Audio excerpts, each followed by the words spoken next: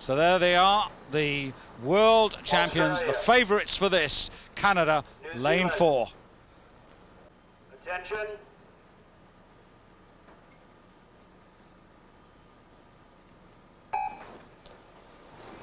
Long delay there to the go. Quick getaway there for Holland. Holland moving away very quickly. But it's this experienced double here. Winners in the pair and in the 8 in 1992, Canada. And perhaps the most successful ever woman athlete there at stroke in Kathleen Heddle. Indeed, Kathleen, just in your picture now with Marnie, the broad red band of Canada. Kathleen drags out of retirement. She retired actually after the Barcelona Games. Marnie went on to take the silver medal in the World Championship in the single sculls in 1993, but then didn't fancy any more of that and persuaded Kathleen to come out, and they've been a force ever since. They said that the performances they put in 91 and 92 in the pairs, they really couldn't better that, and fancied challenging for sculls honours, and they could well go home with 2 gold medals, and then they've just about won everything. Quite an exceptional double scull here, exceptional athletes, and these two also exceptional. They've been matching closely the Canadian double all through the last couple of years, and here they are again, these two out in front as they go through 500 meters. So Canada in the lead from the Dutch, and then in 3rd place it was China ahead of Germany, and the time, Dan, not bad, 1:40.70 for the Canadians through the first 500. Yes, moving well. Good to watch Kathleen Heddle. This is bound to be her last year, but what fantastic strength there she picks up at the beginning of the stroke. She comes from British Columbia, Vancouver. Marnie, though, Toronto. That's her home base.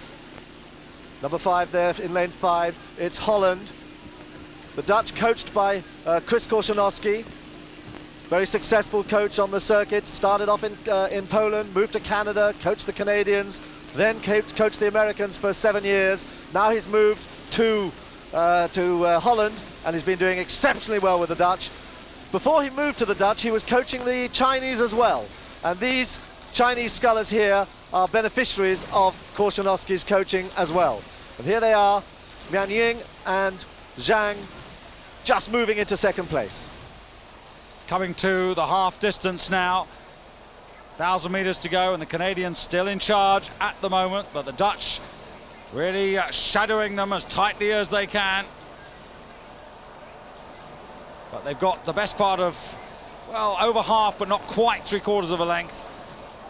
And going through in 3rd place, it's China ahead of Germany, and then the last 2 are Australia and New Zealand. And New Zealand really very disappointing at the moment.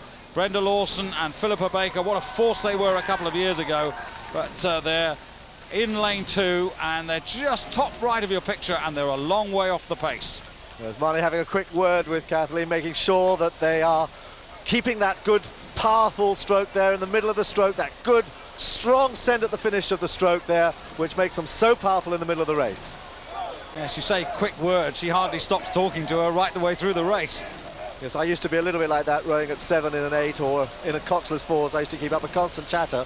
Some people like it, most don't, but I think Kathleen Heddle by now is very used to her bow giving her the running commentary there of the race. But at the moment, China and Holland putting a lot of pressure on them here as they come up to the last 500 meters. But they look very cool, half a length in front, and getting ready to wind up for this last 500 meters. Yes, and the Chinese really are turning the screw on the Dutch. The Dutch have got to be very careful, otherwise they could well be run out of the silver medal position. The biologist and the clinical research, Irene and Eke, are really being tested now. There are the Chinese on the far side, Dutch closest to you. And in fact, China has got through.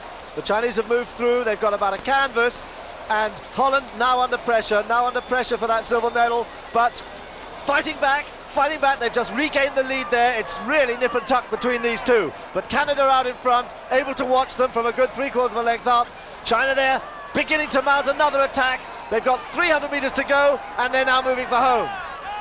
Three nations looking for their first medal at the regatta now, and Canada looking so good now. But can the Dutch hold off the Chinese? Can they get back into silver medal position? They're just fractions behind. Difficult to see. The Dutch really putting it in now. The Canadian fans really roaring home these two stalwarts there.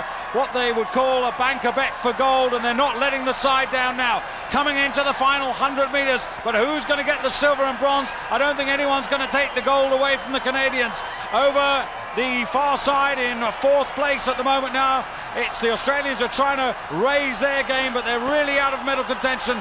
The Canadians, they've looked great all the way through the race, and they're not going to be denied. The Dutch, though, in a ding-dong battle here. This is bow to bow, centimetres between Holland, closest to you, and the Chinese on the far side, and the Chinese get there. Oh, how disappointing for Holland. That was a fantastic finish, last 300 metres from China, who pushed and pushed. Well, a really positive first half, and remember, that fourth medal, that's what they'll be going for in 24 hours. But the Chinese, a splendid effort to register their first medal of the regatta. Marnie McBean to receive her medal from Yan Liang He, the International Olympic Committee member for the People's Republic of China. My goodness, what's Marnie going to do if Kathleen really does retire? And I think she will, which on one place higher, and the Dutch with smiles as they get their flowers from Anita de France.